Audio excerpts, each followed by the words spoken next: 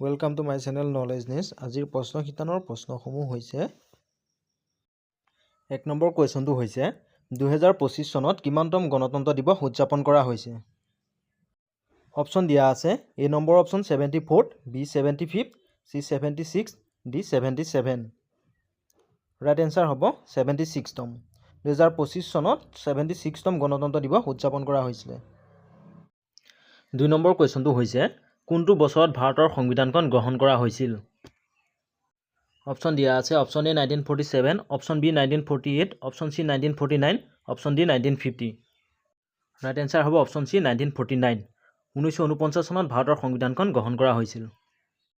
Next question 2025 চনৰ গণৰাজ্য দিৱসৰ থিম কি আছিল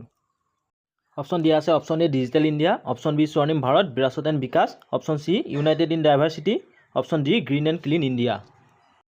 answer option B Swarnim Bharat Virasat and Vikas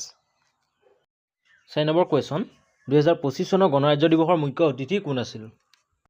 option দিয়া আছে option A Joe Biden option B Emmanuel Macron option C Prabowo Subianto option D Vladimir Putin right answer হ'ব option C Prabowo Subianto next question ভাৰতীয় সংবিধানৰ ফাইনেল ড্ৰাফ্ট কেতিয়া দাখিল কৰা হৈছিল option দিয়া আছে option A November 26 1949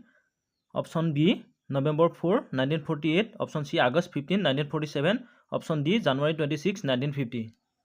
Answer, option A, November 26, 1949. 1949 চনৰ 26 নৱেম্বৰত ভাৰতৰ সংবিধানৰ ফাইনেল ড্ৰাফ্ট দাখিল কৰা হৈছিল। নেক্সট কুৱেশ্যন ভাৰতীয় সংবিধানৰ খচৰা সমিতিৰ অধ্যক্ষ কোন আছিল? অপচন দিয়া আছে option A doctor Rajendra Prasad, option B doctor B R Ambedkar, option C Sardar Vallabhbhai Patel, option D Jawaharlal Nehru. Right answer হ'ব option B doctor B R Ambedkar doctor B R Ambedkar ভাৰতৰ সংবিধানৰ খচৰা সমিতিৰ প্ৰথম অধ্যক্ষ আছিল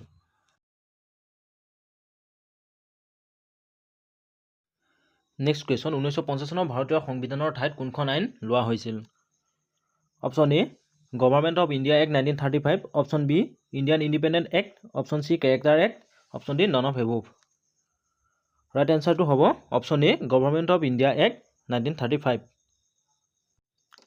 নেক্সট কুৱেশ্যন 1950 চনৰ 26 জানুৱাৰীত কোনজন ভাৰতীয় নেতাই পতাকা উত্তোলন কৰিছিল option A Jawaharlal Nehru option B doctor Rajendra Prasad option C Sardar Vallabhbhai Patel option D Mahatma Gandhi right answer option B doctor Rajendra Prasad next question who was the first chief guest at the republic parade in 1950 1950 চনৰ গণৰাজ্য দিৱসৰ পেৰেডৰ মুখ্য অতিথি কোন আছিল option A Jawaharlal Nehru option B Sukarno option C Queen Elizabeth option D Mahatma Gandhi right answer option B Sukarno সেই সময়ত ইণ্ডোনেছিয়াৰ প্ৰেছিডেণ্ট আছিল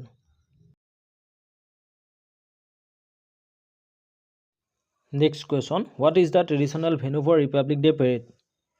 অপচন দিয়া আছে option A India gate option B red fort option C Kartavya fort option D president house right answer option C Kartavya Path next question what is the theme of 2024 Republic day parade 2024 চনৰ গণৰাজ্য দিৱসৰ পেৰেডৰ theme কি আছিল option দিয়া আছে option A India mother of democracy and Viksit Bharat option B women empowerment option C Atmanirbhar Bharat option D technology and innovation right answer option A India mother of democracy and Viksit Bharat next question which military contingent lead the march past on republic day যে গণৰাজ্য দিৱসত কোনটো সামৰিক দলে March pastor নেতৃত্ব দিয়ে